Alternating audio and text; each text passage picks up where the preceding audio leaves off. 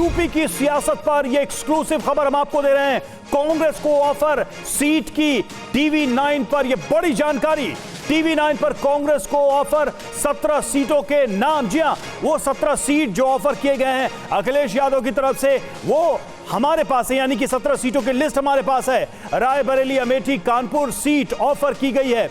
और इसके अलावा जो 17 सीटों के बाद जिन सीटों पर पेच फंसा हुआ है वो हम आपको बताएंगे, लेकिन सबसे पहले जिन सीटों को ऑफर किया गया उनका नाम एक एक करके बता रहे हैं। फतेहपुर सीकरी, बांसगांव सीट ऑफर किया गया है। इसके अलावा अमेठी, कानपुर, फतेहपुर सीकरी, बांसगांव, सहारनपुर, प्रयागराज, महाराजगंज, बनारस, अमरोहा, झांसी, बुलंदशहर, गाजियाबाद, मथुरा, हाथरस, बाराबंकी और 17वीं सीट देवरिया। ये सीटें ऑफर की गई हैं समाजवादी पार्टी की तरफ से कांग्रेस को, जो इंडिया गठबंधन के तहत लोकसभा चुनाव लड़ने की तैयारी चल रही थी, सीटों को लेकर बातचीत चल रही थी। वो ये ऑफर है जो हम आपको बता रहे हैं। इस वक्त ये पूरी लिस्ट आपको हम सामने दिखा रहे हैं। पंकज झा हमारे साथ, हमारे रोविंग एडिटर इस वक्त जुड़ चुके हैं। पंकज, ये अपने आप में बहुत बड़ी खबर है टीवी 9 के पास जो हम दिखा रहे हैं। 17 सीट, वो सीट जिस पर ऑफर दिया गया है कांग्रेस को,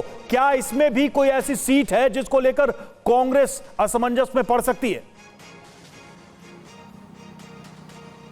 नहीं, इसमें नहीं है, लेकिन अभी तक सिर्फ जानकारी ये थी कि मुरादाबाद और बिजनौर सीट को लेकर समाजवादी पार्टी और कांग्रेस के बीच में डेडलॉक हो गया है, यानी गतिरोध हो गया है, बातचीत बंद हो गई है। और अब पहली बार लिस्ट आई है उन 17 लोकसभा सीटों की जिसको लेकर कांग्रेस और समाजवादी पार्टी के बीच में रजामंदी हो चुकी, यानी ये 17 सीटें कांग्रेस पार्टी ने मांगी थी और उसने स्वीकारी थी, अपनी एक तरीके से कंसेंट भी दे दी है। इन 17 के बाद 2 और सीटें कांग्रेस मांग रही है, और वो भी मुरादाबाद मंडल से। वो मुरादाबाद मंडल जहां पिछले लोकसभा चुनाव में बीजेपी का खाता नहीं खुला था, 3 सीटें समाजवादी पार्टी को, 3 बीएसपी के खाते में गई थी। वहां मुरादाबाद जो सिटिंग सीट है, जहां से एसटी हसन समाजवादी पार्टी के लोकसभा सांसद हैं, और बिजनौर सीट जहां से मलूक नागर है बीएसपी के, ये दोनों सीटें मांग रही है कांग्रेस पार्टी। और इसीलिए डेडलॉक हो गया है। 19 तारीख को आखिरी चिट्ठी लिखी गई थी। 6 फरवरी, 12 फरवरी और 19 फरवरी, तीनों तारीखों की चिट्ठी हमने देखी है,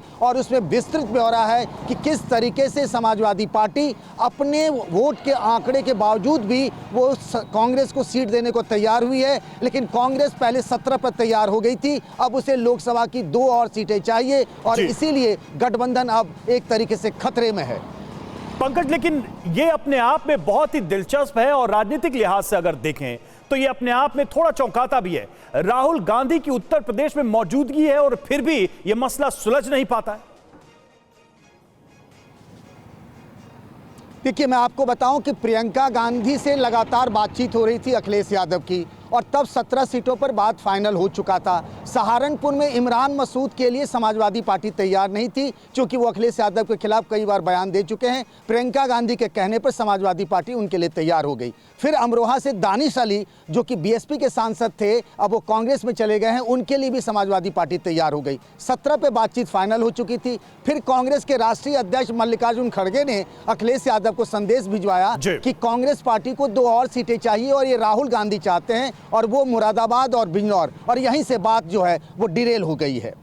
पंकज, तो क्या लगता है, भारत जोड़ो न्याय यात्रा जो राहुल गांधी की चल रही थी, उत्तर प्रदेश से निकलते निकलते कोई बात बन पाएगी, या फिर हम फिर वही स्थिति देखेंगे जो बंगाल और बिहार के बाद उत्तर प्रदेश में एक के बाद एक इंडिया गठबंधन को उसके सहयोगियों की तरफ से झटके लग रहे हैं?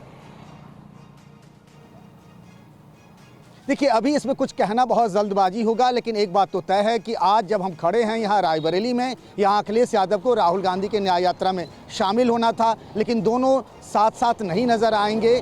गठबंधन टूट गया है ऐसा हम नहीं कह सकते हैं। अगर राहुल गांधी और अखिलेश यादव के बीच बातचीत होती है तो शायद मसला सुलझ जाए, लेकिन समाजवादी पार्टी अब एक भी सीट देने के मूड में नहीं है।